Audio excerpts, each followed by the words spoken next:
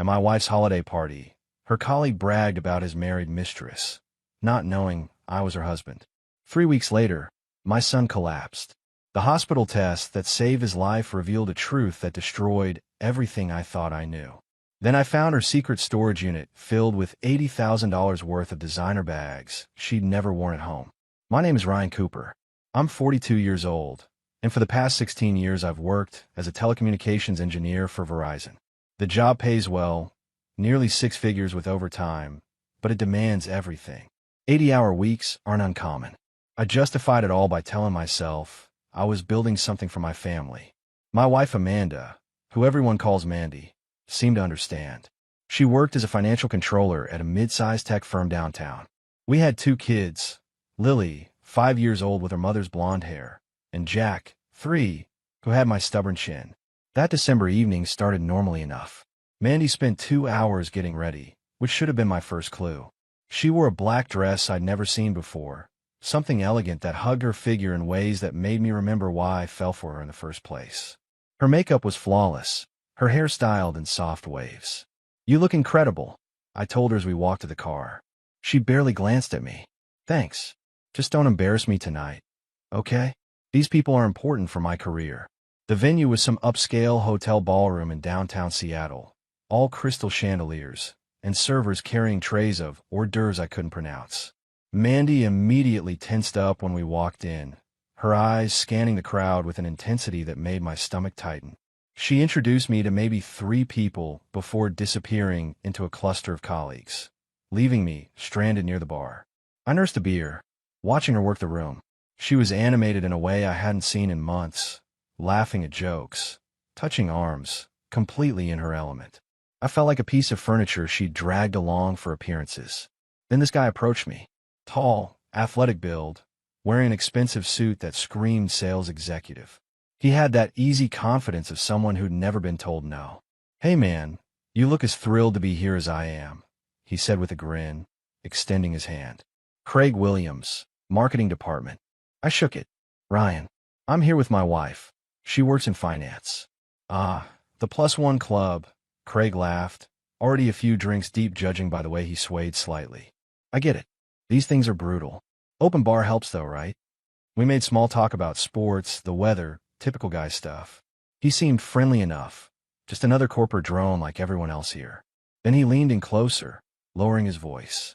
"Can I tell you something?" Man to man. His eyes had this gleam, like he was about to share the world's greatest secret. I shrugged. "Sure. I've got this thing going on," he said, glancing around to make sure no one was listening. "With someone from work. Keeps life interesting, you know." Every instinct told me to walk away, but something kept me rooted. "That's so." "Yeah, she's married actually," Craig continued, his words starting to slur together. "Makes it exciting. The sneaking around, the risk.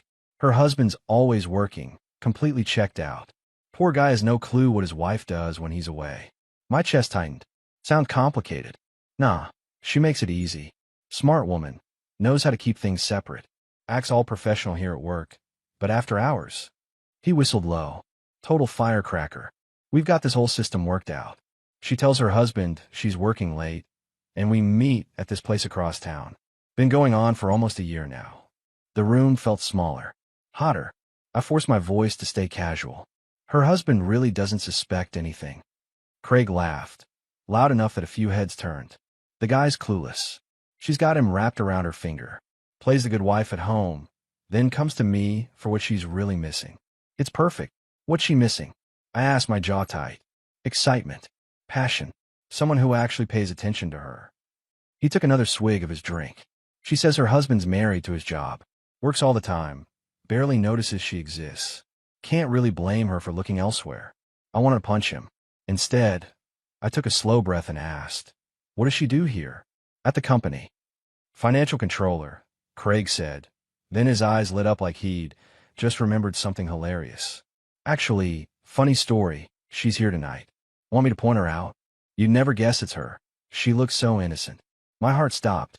Everything around me blurred except for Craig's face, still grinning like he'd just told the funniest joke in the world. At that moment, across the room, Mandy looked over and caught my eye. She smiled, That same smile she gave me every morning before I left for work. Craig followed my gaze. Oh man, that's her right there. Amanda Cooper. See what I mean? Looks like butter wouldn't melt, but trust me, that's my wife, I said quietly. The color drained from his face. His mouth opened and closed like a fish out of water. What? Amanda Cooper. That's my wife. I'm her husband. I set down my beer carefully, afraid I might crush the glass. The clueless one who works all the time. Craig stumbled backward, nearly knocking over a waiter.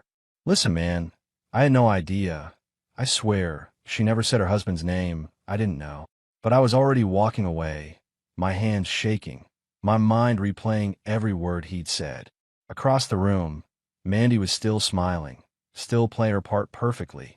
She had no idea that her colleague had just told her husband everything, completely unaware of who he was talking to. The party continued around me, music and laughter and clinking glasses. But all I could hear was Craig's voice echoing in my head. Been going on for almost a year now. I didn't confront Mandy at the party. Part of me wanted to march across that ballroom and expose everything right there in front of her colleagues and boss. But I'd learned a long time ago that emotion, without strategy, just makes you look weak. So I stayed quiet, watching her from across the room while Craig disappeared into the crowd like the coward he was. Mandy found me 20 minutes later, sliding her arm through mine with practiced ease. Having fun? She asked, her voice light and cheerful. I looked at her carefully styled hair, her perfect makeup, that dress she'd spent 2 hours putting on. All for him. It's been enlightening, I said. She didn't catch the edge of my tone. Good. Listen, I need to stay a bit longer, network with some people. You don't mind, do you? Every word out of her mouth felt like another lie stacking on top of the foundation of deception she'd built. I want to ask her how she did it, how she looked me in the eye and smiled while sleeping with another man. Instead, I just nodded. Sure. Take your time. The drive home 2 hours later was silent. Mandy scrolled through her phone, probably texting him, while I gripped the steering wheel and focused on not wrapping us around a telephone pole.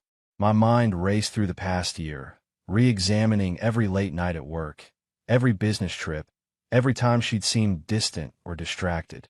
You're quiet, Mandy finally said as we pulled into our driveway. Just tired. Inside, Isabella Torres, our nanny, was waiting in the living room. She'd been with us for 2 years, a quiet woman in her early 50s who'd come from Mexico and sent most of her paycheck back to family in Guadalajara. The kids adored her, and honestly, she ran our household better than Mandy and I combined. How were they? Mandy asked, already heading upstairs. Good. Both sleeping, Isabella said softly. But she was looking at me with an expression I couldn't quite read. Concern, maybe, or guilt. After Mandy disappeared into our bedroom, Isabella approached me hesitantly. Mr. Cooper, I need to talk to you, she said, her accent thick with nervousness. About Mrs. Cooper. My stomach dropped. What about her? Isabella's hands twisted together. I should have told you sooner, but she said she would have me deported if I said anything. I'm so sorry, but I can't stay quiet anymore. The room spun. What are you talking about? Her eyes filled with tears. That man, Craig. He's been coming here. To the house. When you're at work. I've seen them together many times. And just like that, the knife Craig had stuck in my back at the party twisted deeper. I sat down heavily on the couch, my legs suddenly unable to hold me up. Isabella remained standing, wringing her hands, tears streaming down her face. Tell me everything, I said quietly. She took a shaky breath. It started maybe 10 months ago. Mrs. Cooper, she told me one day that a colleague would come by to drop off work documents. But when he arrived, they didn't look at any papers. They went upstairs to your bedroom. My hands clenched into fists. How many times? Many times, Mr. Cooper. Once a week, sometimes more. Always on Tuesdays and Thursdays when you work the late tower installations. Isabella's voice broke. I wanted to tell you so many times, but she caught me looking upset one day. She pulled me aside and said if I told you anything, she would call immigration and report that my papers were fake. She said I would be deported and never see my family again. Your papers aren't fake though, right? No, they're real. But I was so scared. I have 3 children back home, depending on the money I send. I couldn't risk it. She looked at me with desperate eyes. I'm so sorry, Mr. Cooper. I should have been braver. I stood up and put a hand on her shoulder. Isabella, you did what you had to do to protect your family. I don't blame you. But I need you to tell me everything you remember. Dates, times, anything they said. Over the next hour, Isabella told me details that made my stomach turn. Craig had been in my house, in my bed, with my wife while my children played downstairs. While I was working 70-hour weeks to pay for this house, this life, Mandy was bringing her lover into our home. There's more, Isabella said hesitantly. I noticed Mrs. Cooper buying expensive things. Designer purses, jewelry, nice clothes. But she never wore them here. She would take them in her car and I never saw them again. Where did she keep them? I don't know. But I heard her on the phone once, talking to someone about a storage unit. She was laughing about how you would never find it. The next morning, I called in sick to work for the first time in 3 years. Mandy had already left for her office, kissing me on the cheek like everything was normal. I waited until her car disappeared down the street. Then I started searching. It took 2 hours, but I found what I was looking for in her locked desk drawer.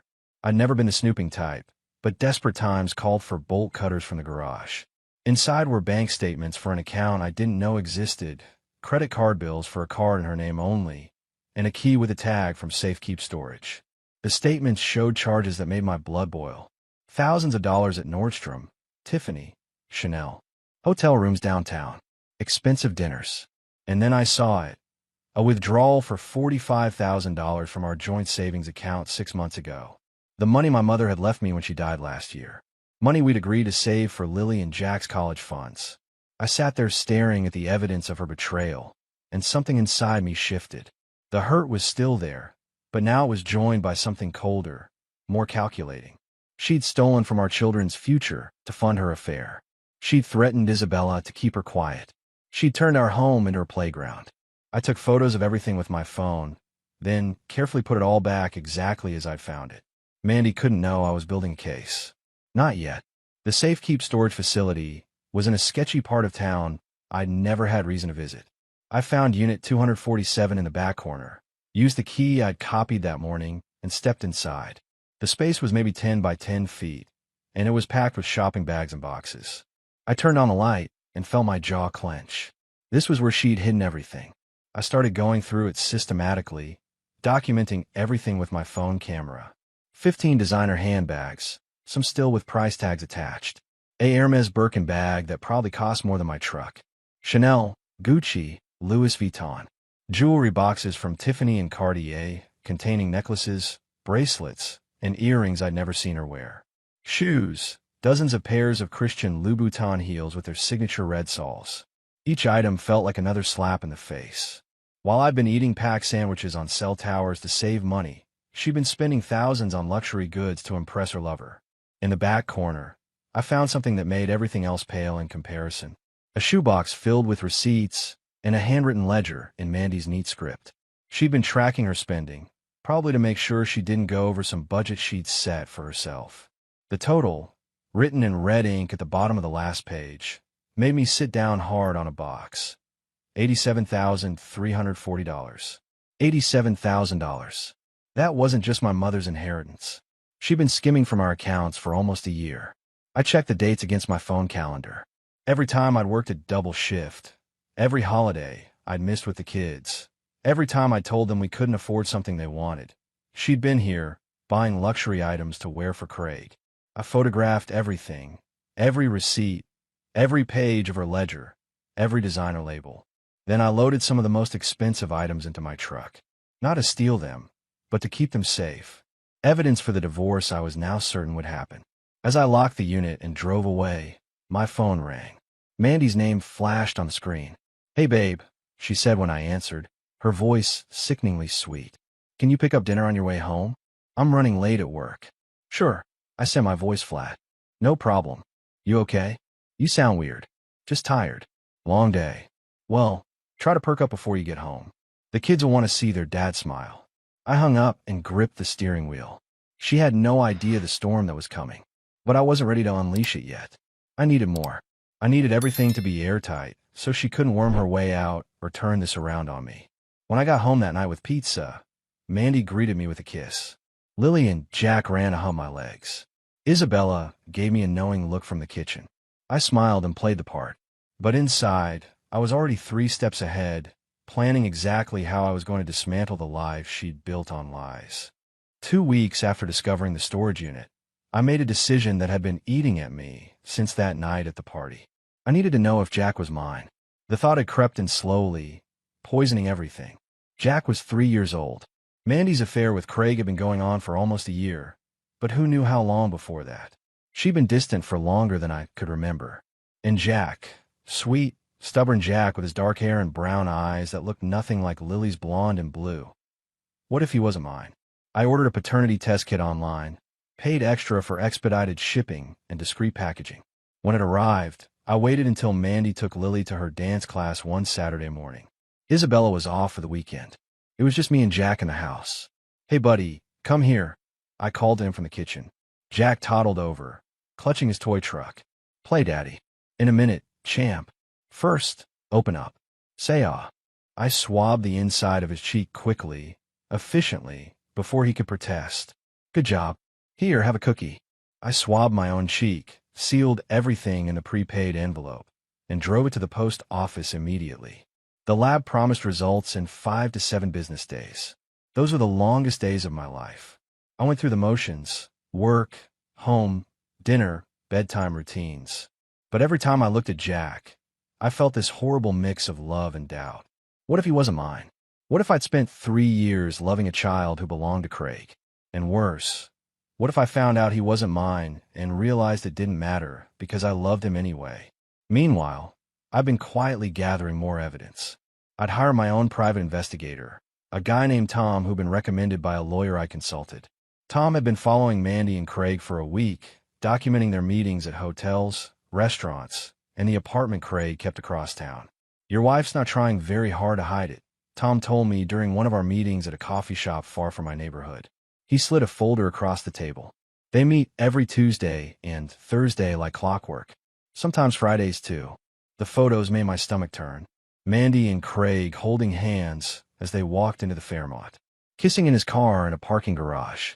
Entering his apartment, building together at 2 in the afternoon. "There's something else you should know," Tom said carefully. "I did some digging into your wife's work situation. Word is, there's an internal investigation at her company. Financial irregularities." My head snapped up. "What kind of irregularities?" "The kind that involves money going missing from corporate accounts. I've got a contact in their IT department who says the auditors have been all over her files for the past month." I sat back, processing this. "She's stealing from her company?" "Looks that way. Can't say for sure, but where there's smoke." Tom shrugged. "Thought you should know. Could be useful in the divorce." Divorce. The word still felt unreal, even though I'd been planning for it every day. That night, Mandy was in an unusually good mood. She'd made dinner, actual dinner, not takeout, and kept trying to engage me in conversation about her day. I gave her nothing, just one-word responses while pushing food around my plate. "You've been so distant lately," she said, reaching across the table to touch my hand. "Is something wrong at work?" I looked at her, really looked at her. She was good at this, the concerned wife act. Her face showed nothing but genuine worry. If I didn't know better, I'd think she actually cared. "Work's fine," I said, pulling my hand away. "Just tired. You're always tired these days." She sighed. "Maybe we should plan a vacation.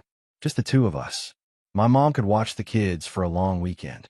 The audacity of it almost made me laugh. She wanted to go on vacation while sleeping with Craig, while stealing from her company, while potentially raising another man's child under my roof. "Maybe," I said noncommittally. 5 days later, the email came. I was at work, up on a cell tower doing routine maintenance, when my phone buzzed. The subject line read, "DNA test results, confidential." I climbed down so fast, I nearly slipped on the ladder. Sat in my truck with shaking hands and opened the attachment. The words blurred together at first, but then one phrase jumped out with crystal clarity. "Probability of paternity, 0%. The alleged father is excluded as the biological father of the child." Jack wasn't mine. I sat there in my truck, parked outside a cell tower in the middle of nowhere, and felt something inside me break. Not Jack.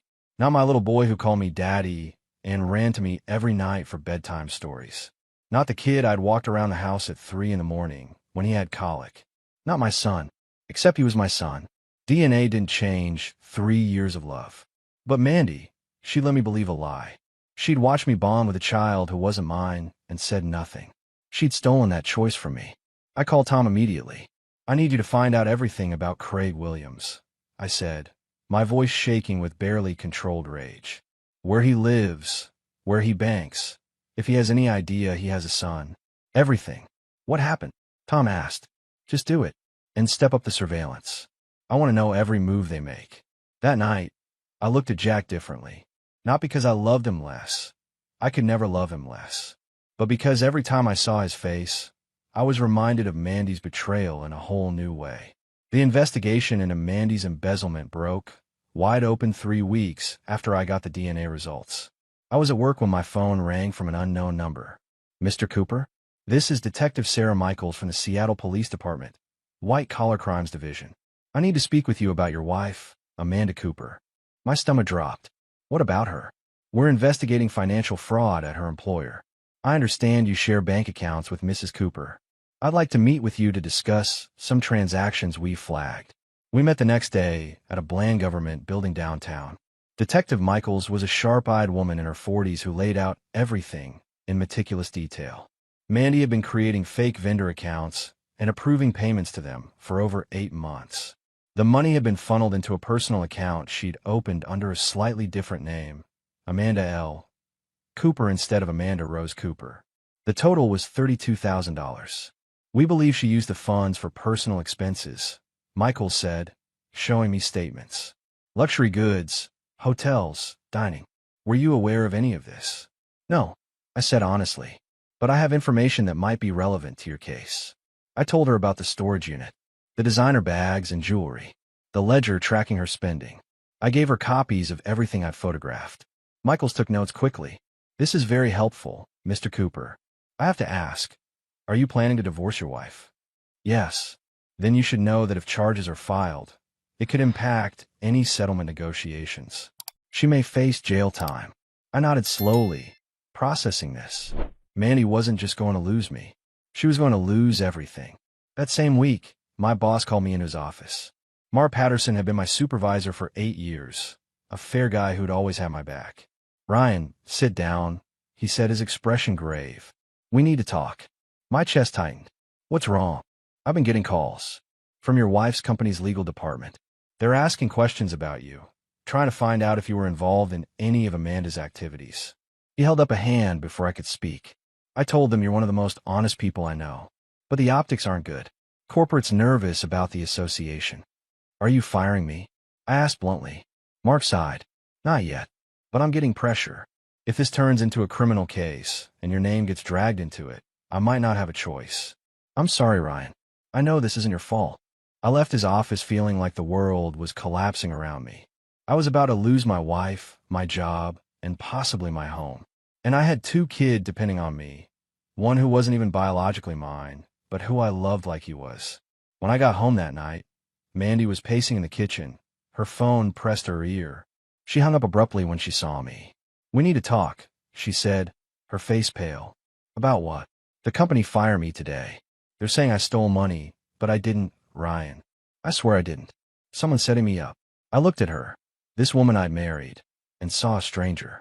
Really? That's the story you're going with? Her eyes widened. What's that supposed to mean? It means I know everything, Amanda. The affair with Craig, the storage unit, the embezzlement, the fake accounts, all of it. The color drained from her face completely. How? Did you really think I wouldn't find out? I stepped closer. You got sloppy, and now it's all coming down. Ryan, please, let me explain. There's nothing to explain. My voice was cold, controlled. I want you out of this house by tomorrow. You can't kick me out. This is my home too. Watch me. I pulled out my phone and showed her a photo of the storage unit. I've got evidence of everything. The money you stole from the company. The money you took from my mother's inheritance. The affair. All of it. Mandy sank into a chair, her hands shaking. What are you going to do? I'm divorcing you, and I'm getting full custody of Lily. And Jack. Her voice was barely a whisper. I met her eyes. We both know Jack isn't mine, don't we? The way her face crumpled told me everything. Mandy refused to leave the house. For 3 days after our confrontation, we lived like hostile strangers under the same roof. She'd moved into the guest room and spent most of her time on the phone with lawyers, her parents, or crying in the bathroom. Her parents called me on the fourth day. Richard and Susan Blake, the picture-perfect Connecticut couple who'd always treated me like I wasn't quite good enough for their daughter. "Ryan, what's this nonsense about divorce?" Richard demanded. "Amanda says you're being unreasonable. Did she tell you about Craig? About the affair she's been having for a year?" Silence. Then Susan's voice, sharp and defensive. "Our daughter says you've been a neglectful husband. Always working, never home. Can you blame her for seeking companionship elsewhere?" I actually laughed. Companionship? Is that what we're calling adultery now? "Don't take that tone with us," Richard snapped. "Amanda made a mistake, but marriage is about forgiveness. You made vows, Ryan, for better or worse. She stole $45,000 from our children's college fund. She's being investigated for embezzling from her company. She let me raise another man's child while lying to my face. But sure, let's talk about my tone. That's a vicious lie." Susan's voice was shrill. "Amanda would never. Believe what you want. But I'm divorcing her, and I'm getting full custody of Lily. Jack can go with his real father for all I care." I hung up before they could respond. But their call made one thing clear. Mandy had been spinning her story, painting herself as the victim. I couldn't let that stand. My lawyer, David Chun, was a bulldog of a man who specialized in high-conflict divorces. "She's asking for 70% of all assets, full custody of both children, and $8,000 a month in alimony and child support," David told me during our meeting. "Her lawyer's claiming you were emotionally abusive and financially controlling. That's insane. I worked to support her expensive taste while she screwed her coworker." "I know. That's why we're going to bury her." David opened his briefcase. "We've got the storage unit evidence showing she misappropriated marital funds. We've got the DNA test proving Jack isn't yours. We've got her company's investigation into embezzlement. And we've got Isabella's testimony about the affair. Will that be enough?" "It'll be enough to destroy her credibility. But Ryan, you need to be prepared. This is going to get ugly. She's desperate, and desperate people do desperate things." He was right. 2 days later, Mandy filed for a restraining order, claiming I'd threatened her and made her feel unsafe in our home. It was complete fiction, but it forced me out of my own house for 2 weeks until the hearing. I moved into a motel near the plant, existing on takeout and rage. Isabella texted me daily updates about the kids. Lily kept asking when Daddy was coming home. Jack didn't understand why I wasn't there to tuck him in. The restraining order hearing was brutal. Mandy showed up with her lawyer, a shark named Patricia Dawson, who specialized in taking men to the cleaners. "My client has been living in fear," Dawson told the judge. "Mr. Cooper has been erratic, aggressive, and has made threats against her safety." David stood up. "Your Honor, this is a transparent attempt to gain advantage in the divorce proceedings. Mr. Cooper has never threatened his wife. What he has done is uncover extensive evidence of her adultery, embezzlement, and fraud." The judge, a tired-looking woman named Barbara Wilson, reviewed the paperwork. "Ms. Dawson, do you have any evidence of these threats?" "My client's testimony, Your Honor." "That's not evidence. That's an allegation." Judge Wilson looked at Mandy. "Mrs. Cooper, has your husband ever physically harmed you?" "No, but has he threatened to harm you in a way that a third party witnessed?" Mandy hesitated. "Not exactly, but the way he looks at me." "I'm denying the restraining order," Judge Wilson said flatly. "This appears to be a domestic dispute being weaponized in family court. Mr. Cooper, you may return to your home. We'll see both parties back here in 30 days for the preliminary custody hearing." I walked out of that courtroom feeling like I'd won a small battle in a much larger war. 3 weeks later, everything changed. I was at work, finally back on regular tower duty after my boss decided the heat from Mandy's case had died down enough, when Isabella called. Her voice was panicked. "Mr. Cooper, you need to come home now. Jack is very sick. The ambulance is here." I drove 90 miles an hour back to Seattle, my heart in my throat. When I got to the hospital, Mandy was already there, pacing outside the pediatric emergency room. "What happened?" I demanded. "He had a seizure," she said, her face streaked with tears. "He was playing with Lily, and then he just collapsed. They're running tests now." We sat in the waiting room in tense silence. Whatever was between us, Jack was still the little boy we'd both raised. Biology didn't change, 3 years of diapers and first words and bedtime stories. The doctor came out 2 hours later, his expression grave. Mr. and Mrs. Cooper, Jack has bacterial meningitis. It's serious, but we caught it early. We've started him on antibiotics, but the next 48 hours are critical. They moved Jack to the pediatric ICU. He looked so small in a hospital bed, tubes and wires everywhere, his face pale against the white sheets. Mandy and I took turns sitting with him, neither of us willing to leave. On the second night, around midnight, Mandy finally spoke to me. "This is my fault," she whispered, staring at Jack's sleeping face. "All of this. I destroyed our family, and now Jack's paying for it." I wanted to argue, to tell her that meningitis had nothing to do with her affair. But looking at my son, because he was still my son in every way that mattered, I felt the anger drain away, replaced by exhaustion. "He's going to be okay," I said quietly. "How do you know?" "Because he's tough. Like his dad." I paused. "Like the dad who raised him." Mandy started crying. "Ryan, I'm so sorry. For everything. For Craig, for the money, for Jack. I ruined everything good in my life." Before I could respond, my phone buzzed. An email notification. I almost ignored it, but something made me check. It was from the DNA testing company. The subject line read, "Requested results, urgent." I opened it, confused. I hadn't requested any new tests. But then I saw it was a corrected report. My hand started shaking as I read. "Correction TO, previous report. Due to a laboratory error, the previous results were incorrectly reported. Corrected results show probability of paternity, 99.97%. The alleged father is not excluded as the biological father." I read it 3 times before the words made sense. Jack was mine. The lab had made a mistake. My son was my son. I looked at Mandy, then at Jack, then back at my phone. "What is it?" Mandy asked, seeing my expression. I showed her the email without a word. Her face went white, then red, then white again. "Oh my God. Ryan, I swear I didn't know. When you said he wasn't yours, I thought. I believed you. I would never." "So the affair started after Jack was born," I said slowly, pieces clicking together. She nodded miserably. "About 10 months after. I was exhausted. You were working all the time, and Craig was just there, paying attention to me, making me feel like more than just a tired mom." "So you slept with him?" "Yes." Her voice was barely audible. I sat there holding my phone, watching my son breathe, and felt the last piece of my marriage die. The DNA error had given me back my son, but it didn't change anything about Mandy's betrayal. If anything, knowing she'd been faithful during my pregnancy made the affair afterward feel even more calculated. "It doesn't matter," I finally said. "Lab error or not, we're done. I'm keeping both kids, and you're going to have to explain to them someday why Mommy doesn't live with them anymore." Mandy opened her mouth to argue, but then Jack stirred, his eyes fluttering open. "Daddy," he whispered. I moved to his bedside immediately, taking his small hand. "I'm here, buddy. Daddy's here. Mommy too." Mandy came to the other side of the bed. "Yes, baby. We're both here." For those few minutes, we were a family again. But it was a lie, and we both knew it. Jack recovered from the meningitis after 5 days in the hospital. The corrected DNA results had given me back my son, but they'd also forced me to recalibrate everything.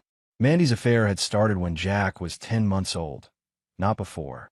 She'd been faithful through the pregnancy and those exhausting early months, then found Craig when she felt neglected and overwhelmed. It didn't excuse what she'd done, but it complicated the narrative I'd built in my head. 2 weeks after Jack came home, Mandy showed up at the house unannounced. I opened the door to find her standing there with 2 suitcases and bloodshot eyes. "I need to get some things," she said quietly. "Can I come in?" I stepped aside. She walked past me, avoiding eye contact, and went upstairs. I followed, not trusting her alone in the house. She packed methodically, clothes, toiletries, photo albums. Her hand shook as she folded a sweater. "Where are you going?" I asked from the doorway. "My parents' place in Connecticut. The company fired me officially last week. The embezzlement charges are moving forward. My lawyer says I'm probably looking at probation and restitution, maybe jail time if the prosecutor pushes for it." She laughed bitterly. "Craig won't return my calls. Turns out he's not interested in a woman facing criminal charges." "Shocking," I said dryly. She turned to face me, tears streaming down her face. I know you hate me. I deserve that. But please, Ryan, don't punish the kids because of what I did. They need their mother. They need a mother who puts them first. That's not you. I can change. I will change. You should have changed before you destroyed our family. She zipped up her suitcase and walked past me, pausing at the door. For what it's worth, I am sorry. About all of it. Especially Jack. When you showed me that first DNA test, I believed it. I was ready to tell you everything about Craig, to come clean. But then the corrected results came, and I realized I'd been faithful longer than I thought I'd been. She wiped her eyes. Doesn't make what I did any better, I know. No, it doesn't. After she left, I sat in the empty house and felt the weight of everything settle on my shoulders.